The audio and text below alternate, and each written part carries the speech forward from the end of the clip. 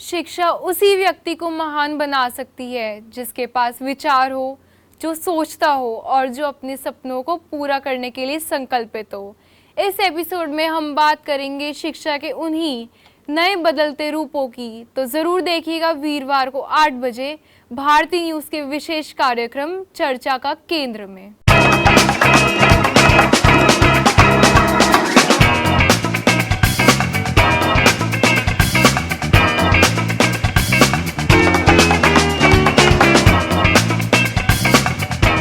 शिक्षा उसी व्यक्ति को महान बना सकती है जिसके पास विचार हो, जो सोचता हो और जो अपने सपनों को पूरा करने के लिए संकल्पित हो। नमस्कार दोस्तों, मैं पेक्षा नाहटा आपका स्वागत करती हूँ भारती न्यूज़ पर। तो आज चर्चा का केंद्र में बात करेंगे न्यू एजुकेशन पॉलिसी के बारे में। क्या न्यू एजुकेशन पॉलिसी की गाइडलाइंस को शामिल करना चाहिए? एजुकेशन सेक्टर में चेंजेस लाने के लिए न्यू एजुकेशन पॉलिसीज़ इम्पॉर्टेंट है। एजुकेशन सेक्टर में न्यू और अपडेटेड टेक्नोलॉजीज़ का कैसे यूज़ किया जा सकता है?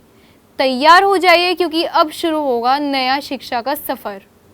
अब एनईपी के गाइडलाइंस के थ्रू कॉलेज एडमिशन्स और एजुकेशन सिस्टम में काफ़ी चेंजेस आए हैं and main one is multiple entry and exit points. Multiple entry and exit points का मतलब है कि अब कॉलेज स्टूडेंट्स को एकेडमिक्स में फ्लेक्सिबिलिटी मिलेगी। पहले अगर कोई स्टूडेंट चाहता था कि वो डिग्री पूरी करे तो वो पूरी करनी पड़ती थी विदाउट एनी ब्रेक्स, लेकिन अब न्यू एजुकेशन पॉलिसी के गाइडलाइंस के अकॉर्डिंग स्टूडेंट्स बीच में ब्रेक ले सकते हैं एंड अगेन वापस ज्वाइन कर सकते हैं। इस चीज़ से उनको अपॉर्चुनिटी मिलती है कि वो अपनी एजुकेशन अपने पेस और अपने इंटरेस्ट के हिसाब से मैनेज कर सके और फिर वापस कॉलेज ज्वाइन करके डिग्री पूरी कर सके। ये फ्लेक्सिबिलिटी स्टूडेंट्स को अपने करियर और गोल्स के लिए बहुत हेल्पफुल है। अब एक कॉमन एंट्रेंस एग्ज़ाम यानी CEE इंट्रोड्यूस किया जाएगा, जिससे कॉलेज एडमिशन्स प्रोसेस इजी होगा और स्मूथ भी। इसके अलावा NEP के ड्यूरिंग एक नेशनल रिसर्च फाउंडेशन NRF भी इस्टेब्लिश किया जाएगा। रिसर्च एंड इनोवेशन को प्रमोट किया जाएगा। ये फाउंडेशन रिसर्च फंडिंग प्रोवाइड करेगी और रिसर्च सेक्टर को और भी ज़्यादा स्ट्रॉन्ग करेगी। और एक और इम्पॉर्टेंट बात है कि NEP में एक बैगलेस कंसेप्ट भी होगा, जिसमें स्टूडेंट्स को प्रैक्टिकल लर्निंग एंड को करिकुलर एक्टिविटीज़ के लिए भी टाइम डेडिकेटेड किया जाएगा। ये स्टूडेंट्स को क्रिएटिविटी के साथ साथ ओवरऑल डेवलपमेंट को भी एनहांस करेगी। NEP के चेंजेस एजुकेशन सिस्टम में एक पॉजिटिव शिफ्ट लाएंगे, जिससे स्टूडेंट्स को और टीचर्स को दोनों को बेनिफिट मिलेगा। अब प्राइमरी एजुकेशन से लेकर हायर एजुकेशन में भी काफ़ी चेंजेस होंगे, जैसे कि स्कूल एजुकेशन में फोकस होगा। अब होलिस्टिक डेवलपमेंट पे भी होगा, जिसमें एकेडमिक नॉलेज के साथ साथ प्रैक्टिकल स्किल्स और लाइफ स्किल्स भी इंक्लूड होंगी। इसके साथ ही स्टूडेंट्स को फ्लेक्सिबल करिकुलम मिलेगा, जिसमें उनको इंटरेस्ट और स्ट्रेंथ्स को अकॉर्डिंग सब्जेक्ट्स चूज़ करने के लिए अपॉर्चुनिटी मिलेगी। इससे उनका लर्निंग एक्सपीरियंस और एंगेजमेंट भी ज़्यादा इम्प्रूव होगा। हायर एजुकेशन में काफ़ी चेंजेस है, जैसे कि multiple exit options and academic bank of credit system, जिससे स्टूडेंट्स को फ्लेक्सिबिलिटी मिलेगी अपने एजुकेशन का कोर्स और ड्यूरेशन चूज़ करने में। इसके अलावा NEP में एम्फेसिस रिसर्च और इनोवेशन पे भी फोकस किया जाएगा, जिससे हायर एजुकेशन इंस्टीट्यूशंस में रिसर्च कल्चर प्रमोट किया जाएगा। NEP की चेंजेस एजुकेशन सिस्टम को मॉडर्नाइज और डेवलप करने का एक बड़ा स्टेप है, जिससे स्टूडेंट्स को रेलिवेंट स्किल्स और नॉलेज मिलेगी। NEP की गाइडलाइंस के थ्रू स्कूल एजुकेशन में कुछ और भी चेंजेस होंगे। अब स्कूल करिकुलम में vocational training and experiential learning पर भी फोकस होगा। इससे स्टूडेंट्स को प्रैक्टिकल स्किल्स और रियल लाइफ सिनेरियोज़ के साथ फेमिलियर करा जाएगा। अब स्टूडेंट्स को एक फ्लेक्सिबल असेसमेंट सिस्टम मिलेगा, जिसमें उनकी ओवरऑल ग्रोथ और प्रोग्रेस को मेजर करने के लिए एम्फेसिस होगा। इससे स्टूडेंट स्ट्रेस लेवल डिक्रीज होगा और लर्निंग एक्सपीरियंस इंक्रीज होगा। NEP के चेंजेस स्कूल स्टूडेंट्स के लिए एक्साइटिंग अपॉर्चुनिटीज़ और फन लेकर आएंगे और उनकी लर्निंग जर्नी को और भी एनरिच करेंगे। साथ ही साथ टीचर्स के लिए भी काफ़ी ट्रेनिंग एंड डेवलपमेंट अपॉर्चुनिटीज़ भी लाई जाएंगी। NEP फोकस करता है टीचर्स की प्रोफेशनल डेवलपमेंट और उनकी टीचिंग एंड एंगेजिंग स्किल्स को एनहांस करने। इनके लिए टीचर्स को रेगुलर ट्रेनिंग प्रोग्राम्स और वर्कशॉप्स प्रोवाइड किया जाएगा, जिससे उनकी टीचिंग टेक्निक्स थियोरेटिकल, प्रैक्टिकल और सब्जेक्ट नॉलेज इम्प्रूव हो सकेंगी। इसके साथ ही NEP में टीचर्स को ऑटोनॉमी और फ्लेक्सिबिलिटी भी दी जाएगी, जिससे उनको टीचिंग मेथड्स को कस्टमाइज और इनोवेट करने का मौका मिलेगा। इससे टीचर्स अपने स्टूडेंट्स को बेटर सपोर्ट और गाइडेंस दे सकेंगे। NEP के चेंजेस टीचर्स के लिए एक पॉजिटिव स्टेप है, जिससे उनकी टीचिंग स्किल्स और ओवरऑल ग्रोथ को प्रमोट किया जा रहा है। बस अभी 12th खत्म हुई थी और अब आधे से ज्यादा टाइम ये सोचकर निकाल देते हो कि which career to choose. Well, in that case I got you covered. ये वीडियो एंड तक देखना, क्या पता I will just make up your mind. You must have thought of कोई बस ऐसा कोर्स मिल जाए जहाँ अनलिमिटेड जॉब ऑप्शन हो, क्योंकि मैं भी यही सोचती थी, जैसे कि journalist, news anchor, radio jockey, screen writer, video editor, event manager, graphic designer, सिनेमैट, photographer, director, public relation officer, entrepreneur. In fact इन सबसे भी ज्यादा जॉब ऑप्शंस चाहिए। तो just choose BAJMC as your career. BAJMC is not just about theory but plenty of practical knowledge too. BAJMC as a course आपको provide करता है world की better understanding, meeting और working with people of top notch industry। और सिर्फ यही नहीं, BAJMC as a course आपको help करता है to grow personally and professionally too. So what are you waiting for? Choose BAJMC, क्योंकि इधर आपको मिलेंगी endless possibilities। New education policy के विषय पर आइए करते हैं कुछ लोगों से बात और जानते हैं उनकी राय कि आखिरकार वो क्या सोचते हैं न्यू एजुकेशन पॉलिसी पर। अपना नाम बताइए। वंशिका अग्रवाल। वंशिका, जैसे कि आपको पता होगा कि recently national education policy launch हो गई है, तो आपके उस पर क्या थॉट्स हैं? मेरे हिसाब से तो बहुत अच्छा है, क्योंकि स्टूडेंट्स जो है अपने हिसाब से जो है करियर के हिसाब से जो है कोर्सेज चूज़ कर सकते हैं। जैसे मेरे टाइम पे जो है मैं सिर्फ ह्यूमैनिटीज़ ले पाई थी, पर मैं उसके साथ अगर अकाउंट्स लेती तो मैं शायद से बिज़नेस फील्ड के बारे में, जैसे अभी मैं जो है कॉर्पोरेट कम्युनिकेशन के बारे में पढ़ रही हूँ, तो थोड़ा सा अगर उसका अकाउंट्स या बिज़नेस का भी इन्वॉल्वमेंट होता तो मेरे को इसके बारे में और नॉलेज होती। मेरे हिसाब से अभी मेरे को कोर्स में बहुत हेल्प होती। अभी जैसे उसमें एक ना मल्टीपल एंट्री मल्टीपल एग्जिट का भी क्लॉज है, तो उस पर आपके क्या थॉट्स हैं? मेरे लिए जो है ये अच्छी बात है, क्योंकि जैसे मेरी मॉम के टाइम पे होता था, मॉम को जो है बीच में अपनी पढ़ाई छोड़नी पड़ी थी, तो उस वजह से वो बाद में कंटिन्यू नहीं कर पाई, या फिर ओपन बोर्ड जो है वो सबके लिए ठीक नहीं लगता या कोई कर नहीं पाता अपनी डेली लाइफ में। पर एक जो प्रॉपर इन्वायरमेंट चाहिए होता है वो कंटिन्यू करने के लिए मिल जाए, वो अच्छी बात है। तो शालिनी, जैसा कि आपको पता है कि recently national education policy launch हुई है, तो उस पर आपके क्या थॉट्स हैं? NEP का मेन मेरिट तो मेरे हिसाब से ये रहेगा कि जैसे स्टूडेंट्स को बुकिश लैंग्वेज की जगह प्रैक्टिकलिटी पे फोकस करने में ज़्यादा हेल्प करता है, उससे उनकी क्रिटिकल थिंकिंग भी बढ़ती है। प्लस जैसे अगर आप ग्रेजुएशन कर रहे हैं, आपने फर्स्ट ईयर करा या सेकेंड ईयर करा और फाइनेंशियल प्रॉब्लम्स या किसी भी वजह से आप बीच में ड्रॉप करना चाह रहे हैं और आपने कोई जॉब किया, कुछ भी किया, तो उसके बाद उस टाइम पीरियड के बाद सपोज़ आपने 5-6 साल के लिए जॉब किया, फिर उसके बाद आपको वापस लगा कि नहीं आप केपेबल हैं, अब आप कर सकते हैं अपनी ग्रेजुएशन कंप्लीट, तो आप वापस रिज्यूम कर सकते हैं। उसमें ये एक फ़ीचर रहेगा, एक मेन मेरिट ये रहेगा। और जैसे इसमें एक ये भी फीचर है कि फॉर एग्जांपल आपने ह्यूमैनिटीज़ ली बट उसके साथ आप मैथ्स पढ़ना चाहते हैं जो कि साइंस और कॉमर्स का सब्जेक्ट है, तो आप वो भी पढ़ सकते हैं। तो आपके क्या थॉट्स हैं इस पर?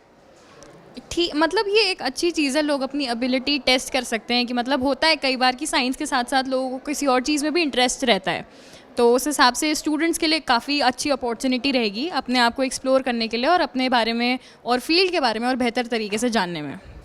मतलब जो लास्ट एजुकेशन पॉलिसी थी उसके कंपेयर में ये अब स्टूडेंट्स के बेटरमेंट में हेल्प करेगा ना? हाँ जी, ये मतलब काफ़ी वाइडर रेंज पे एक ऑप्शन देगा, काफ़ी एक बड़ा पर्सपेक्टिव है ये कि स्टूडेंट्स अपने पसंद की फील्ड चूज़ कर सकते हैं और ये सब। तो साक्षी मैम, अगर आपको पता है कि रिसेंटली नेशनल एजुकेशन पॉलिसी आई है? हाँ जी, I am aware of that. तो आपके क्या थॉट्स हैं उसको लेकर? It is very beneficial for some students, जैसे कि हमें पता है कि काफ़ी बच्चे जो होते हैं वो फाइनेंशियल स्ट्रेंस की वजह से अपनी एजुकेशन कंप्लीट नहीं कर पाते हैं, तो उसकी वजह से उनको ड्रॉप लेना पड़ता है। तो एक बहुत ही इम्पॉर्टेंट पॉइंट है NEP के अंदर, NEP 2020 के अंदर कि there are multiple exits and multiple entry.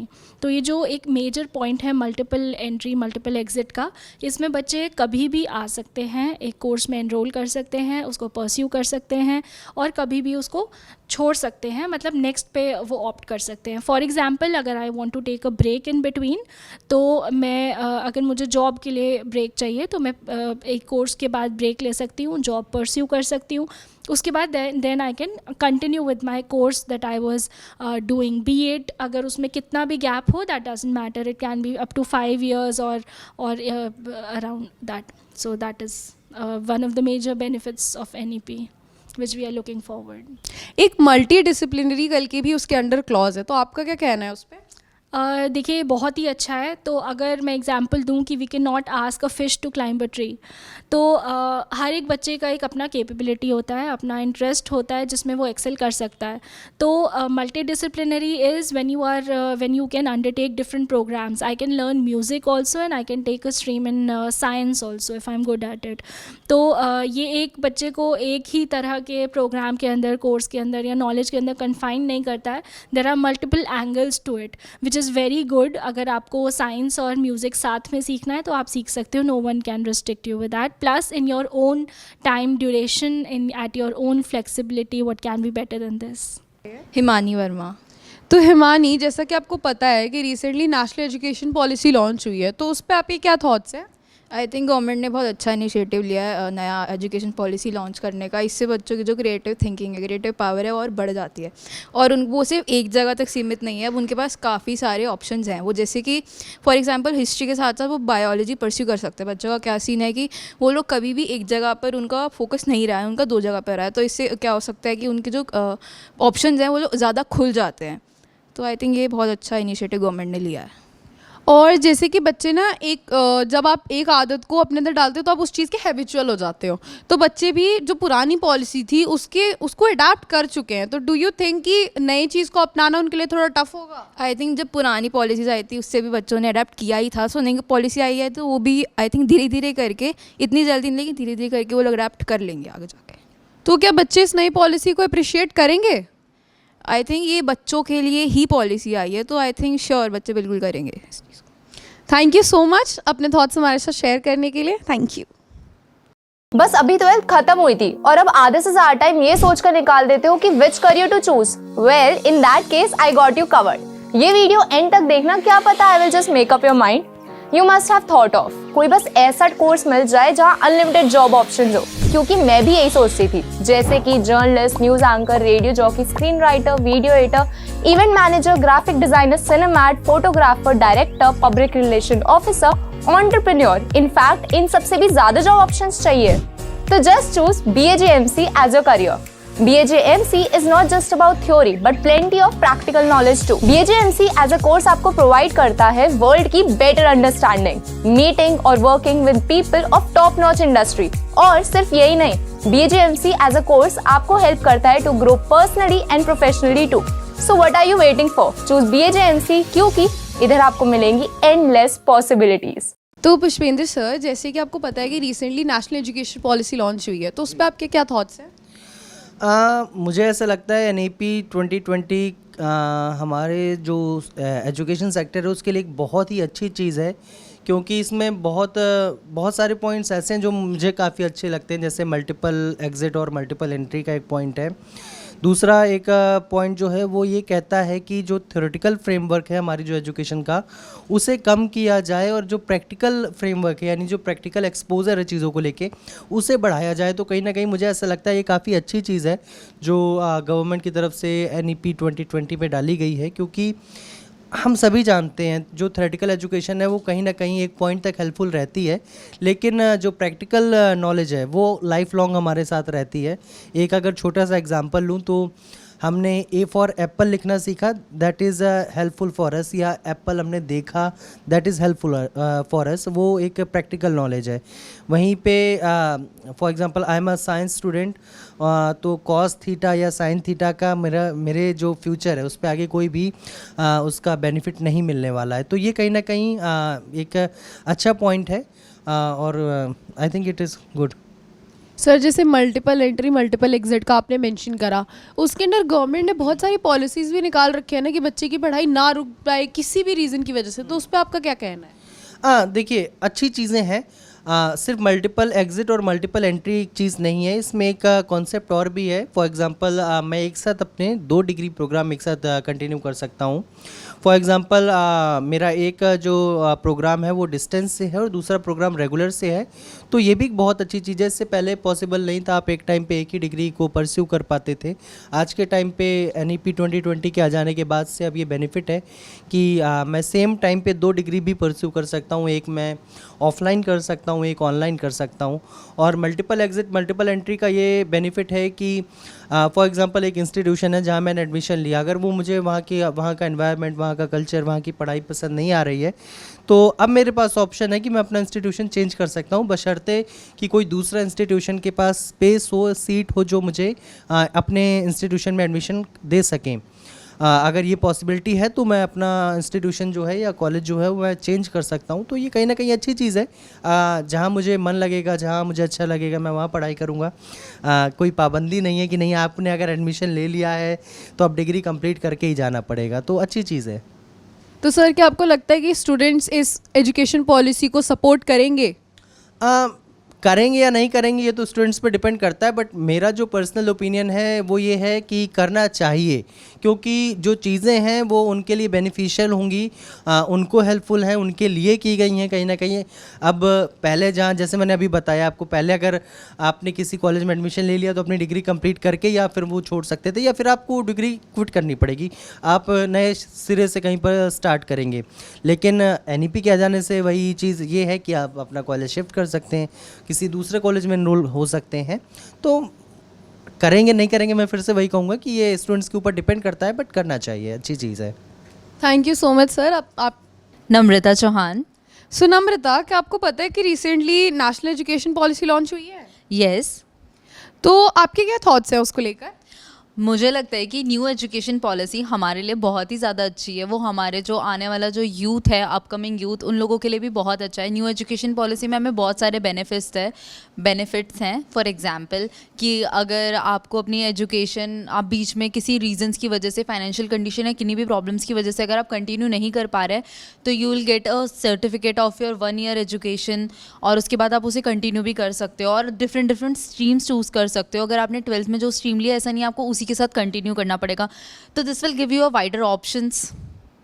तो आपको क्या लगता है कि इंडिया की जो करंट यूथ है, जो करंट जनरेशन, लाइक जो बच्चे अभी पढ़ रहे हैं, उस एज ग्रुप में है जिन पे अप्लाई होती है ये पॉलिसी, वो अप्रिशिएट करेंगे इस पॉलिसी को? ऑब्वियसली मुझे लगता है कि उन्हें अप्रिशिएट करना ही चाहिए, क्योंकि उन्हें इतने सारे ऑप्शंस मिलेंगे फ्यूचर में, वो लोग जो चाहे वो कर सकते हैं इसके अंदर। और तो और उनके पास एक्स्ट्रा करिकुलर एक्टिविटीज़ के लिए भी उन्हें ज़्यादा से ज़्यादा अपॉर्चुनिटी मिल रही है। और जैसे कि बहुत सालों से सेम पॉलिसी चली आ रही है, तो अब बच्चे एक तरीके से ना उस पॉलिसी को अपना चुके हैं, तो अब जब ये नई पॉलिसी आई है, क्या उनके लिए अडाप्ट करना आपके हिसाब से किस लेवल का टफ होगा या इजी होगा? आई गेस थोड़ी सी प्रॉब्लम्स तो आती है जब आप किसी चीज़ से फेमिलियर हो जाते हो उससे बाहर निकलने में, बट आई गेस ये चीज़ एक काफ़ी अच्छी है, तो फिर इसको अडाप्ट करने में उन्हें ज़्यादा प्रॉब्लम्स तो नहीं आनी चाहिए, उल्टा इन्हें और ज़्यादा बेनिफिट्स ही मिल रहे हैं, तो फिर आई डोंट थिंक सो कि ज़्यादा प्रॉब्लम होनी चाहिए।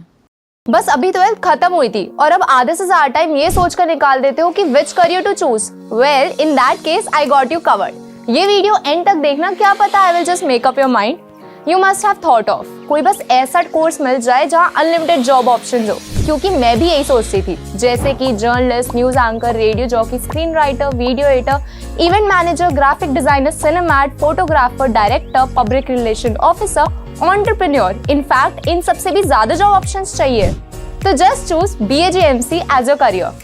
BAJMC is not just about theory but plenty of practical knowledge too. BAJMC as a course आपको provide करता है वर्ल्ड की better understanding, meeting और working with people of top notch industry. और सिर्फ यही नहीं, BAJMC as a course आपको help करता है to grow personally and professionally too. So what are you waiting for? Choose BAJMC क्योंकि इधर आपको मिलेंगी endless possibilities. I'm Professor M.N. Huda, Director, Bharatiya Vidyapeeth, Institute of Computer Applications and Management. तो sir, जैसा कि आपको पता है कि recently national education policy launch हो गई है फाइनली, तो आपके उस पर क्या थॉट्स हैं? जी, ये हमारे देश की बहुत ही प्रोएक्टिव पॉलिसी है जो तकरीबन 3.5 डिकेड्स 35 सालों के आसपास उसके बाद आई है पॉलिसी। एंड इस बीच में पूरा वर्ल्ड बहुत सारे ट्रांसफॉर्मेटिव डोमेन से गुजरा, तो ज़रूरत इस बात की थी कि पूरे एजुकेशन सिस्टम को ओवरऑल किया जाए। और ये एक ऐसी पॉलिसी आई है जिसने एजुकेशन को right from pre primary till tertiary level all format of educations को फॉर्मेट कर दिया है, और सबके लिए इस पॉलिसी में कुछ न कुछ टेक है। और जो फंडामेंटल पिलर्स हैं पॉलिसी के वो हैं access, equity, quality, affordability and accountability of the people. Sir, जैसे इसमें ना भी एक मल्टीपल एंट्री और मल्टीपल एग्जिट का भी क्लॉज मेंशन्ड है, तो उस पर आपके क्या थॉट्स ये हैं? बहुत ही इंपॉर्टेंट और इनोवेटिव है। This is why this policy is considered as the most proactive and innovative policy. ऐसा होता है कि से फॉर एग्जांपल आपके पेरेंट्स किसी एक सिटी में काम कर रहे हैं और आपने वहाँ एडमिशन ले लिया, और 1 साल के बाद आपने 4 ईयर्स प्रोग्राम में लिया, 1 साल के बाद पेरेंट का ट्रांसफ़र हो गया।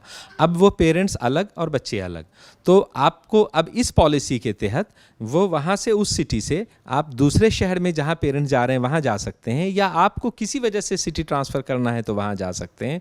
और वहाँ जो इंस्टीट्यूशन है उनको परमिट किया गया है कि अगर बच्चे ने प्रीवियस क्रेडिट अपना पूरा किया है तो वो मल्टीपल एग्ज़िट के तहत वहाँ से एग्ज़िट ले सकते हैं और दूसरे कॉलेज में जाकर वो एडमिशन ले सकते हैं मल्टीपल एंट्री के तहत। और उन कॉलेजेस को तो 10 से 20% के बीच में फ्लेक्सिबिलिटी दी गई है कि अपने इंटेक के ओवर एंड अबव ऐसे बच्चे मल्टीपल एंट्री मल्टीपल एग्ज़िट के जो आ रहे हैं उनको आप ले सकते हैं।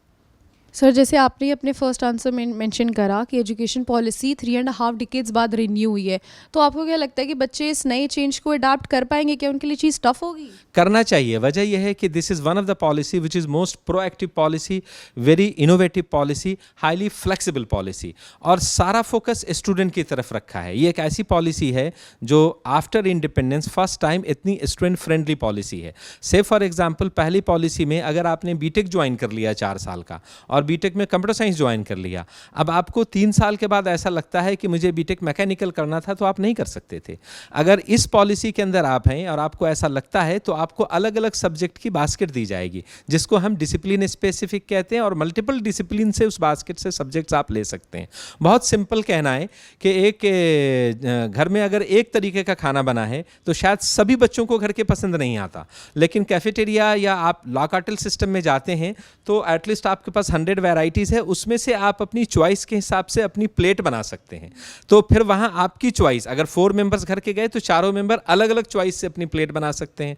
Exactly in the same way एक क्लास में जो बच्चे पढ़ रहे हैं उनमें से हर बच्चे अपनी डिग्री बना सकते हैं। डिग्री का मतलब है कि उस डिग्री में वो कौन कौन से सब्जेक्ट्स पढ़ेंगे वो लॉ कार्टेल के सिस्टम से अपनी पसंद से बनाएंगे। तो ये इतनी ज़्यादा फ्लेक्सिबिलिटी है कि एक बच्चा कंप्यूटर साइंस पढ़ने वाला बीटेक इन कंप्यूटर साइंस का म्यूजिक का पेपर पढ़ सकता है, वो लॉ का पेपर पढ़ सकता है, वो आर्ट्स एंड परफॉर्मिंग आर्ट्स जैसे कोई पेपर पढ़ सकता है, वो लिबरल आर्ट्स और ह्यूमैनिटीज़ में पेपर पढ़ सकता है। तो उसको फ्लेक्सिबिलिटी और चॉइस इतनी मिली है कि बच्चे के इंटरेस्ट को रिटेन करने की कोशिश की गई है, तो वो ज़रूर अडॉप्ट करेगा बच्चा। तो सर, आपने जैसे बोला, तो क्या आपको लगता है कि ये नए करियर चॉइसेस भी खोल देगा बच्चों के लिए? कि लाइक एक ट्रेडिशनल साइड में जैसे India is mainly focused on या तो इंजीनियर या डॉक्टर, तो इससे नए चॉइसेस खुलेंगे? वो एनईपी में वो ज़माने गए या तो इंजीनियर या डॉक्टर। एनईपी में ज़माना इस बात का है कि जो बच्चा है वो क्या बनना चाहता है और उसको बनने के लिए उसकी बैकग्राउंड इनहेरिट इंटरेस्ट क्या है, वो अपने इंटरेस्ट के बेसिस पे सब्जेक्ट चूज़ करे और अपना करियर खुद डिसाइड करे। अभी क्या हो रहा है कि इस किसी डिग्री प्रोग्राम में 3 इयर्स में 4 इयर्स में क्या पढ़ाएंगे हम टीचर्स डिसाइड करते थे, लेकिन अब एडवांटेज और फ्लेक्सिबिलिटी बच्चे को है, बच्चा डिसाइड करेगा कि मुझे मेरे 4 इयर्स प्रोग्राम में क्या क्या पढ़ना है। और सो मच सो अगर कॉलेजेस इंस्टीट्यूशन उसको ये परमिट नहीं करेंगे तो एक बहुत ही इनोवेटिव स्कीम उसके साथ ऐड की गई है, एकेडमिक बैंक ऑफ क्रेडिट। तो से फॉर एग्जांपल बच्चे एग्जिस्टिंग इंस्टीट्यूशन में अगर उसने 4-4 क्रेडिट के 10 पेपर पढ़े तो 40 क्रेडिट हो गया। अब वो कॉलेज या यूनिवर्सिटी उनको बच्चे को फ्लेक्सिबिलिटी नहीं दे रही और वो उनको अलाउ नहीं कर रहे उनके हिसाब से अपना डिग्री कस्टमाइज करने की, तो बच्चा वो दूसरे किसी इंस्टीट्यूशन में मल्टीपल एग्जिट के तहत माइग्रेट कर जाएगा।